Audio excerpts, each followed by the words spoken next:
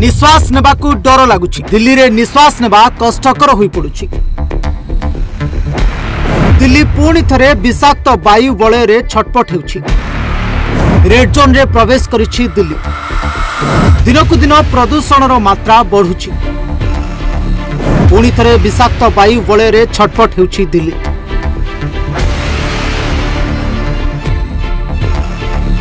वायुर मान शनिवार सांघातिक रूप नेबा परे अधिक कटकणा पई सरकार प्रस्तुत होउछन्ति। सहरर विभिन्न अंशरे आज AQI 400 टपिछि।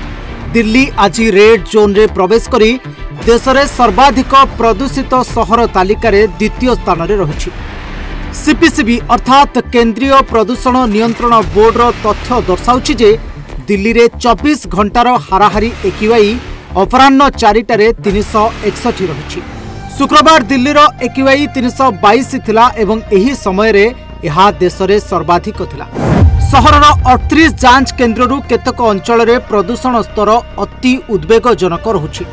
वाजिरपुर रे AQI 420 थिबा बेले बुराडी रे 418, विवेक विहार रे 411, नेहुर नगर रे 406, आलिपुर रे 404 एवं ITO रे AQI 402 रहिछि। NCR रे मध्य वायुर मान लगातार खराब रहुछि।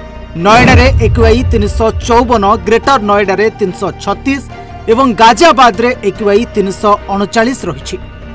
दिल्ली रे कृत्रिम वर्षा पाई सरकार को योजना संपूर्ण विफल होता बेले वायु प्रदूषण वर्तमान काल पलटि। सबुठारु खराब AQI सहित लढुछंती 10 भारतीय सहर।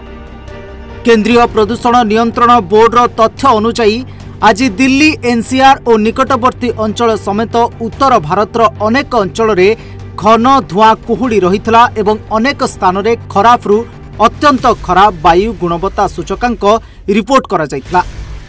वास्तव में 2018 रु 2024 पर्यंत क्रमागत 7 वर्ष धरी दिल्ली विश्वर सबुठारु प्रदूषित राजधानी तालिकार शीर्ष रे रहिछि बोली स्विस कंपनी IQAir कहिछि। कणिका पदार्थ प्रदूषण हेतु दिल्ली रे मृत्यु क्रमागत भाबरे अधिक रहिछि, किंतु ताहा प्रायतः उच्च रक्तचाप किंबा मधुमेह कारणरू हेउथबा मृत्यु ठारू अधिक नथिला। एबे किंतु प्रदूषण जनित मृत्यु संख्या ताहाकू अतिक्रम करिछि। दिल्ली रे वर्ष सारा प्रदूषण स्तर अधिक रहिले मध्य शीत ऋतुरे यह तीव्र हो जाए।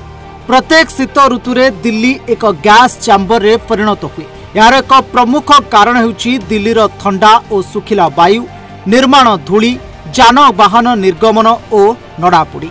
वर्तमान समय वायु प्रदूषण दिल्ली पाई काल पलटि एवं दिल्लीर नुआ सरकार वायु प्रदूषण को नियंत्रण करिबारे विफल होइछि। Bureau report, Odisha Bhaskar.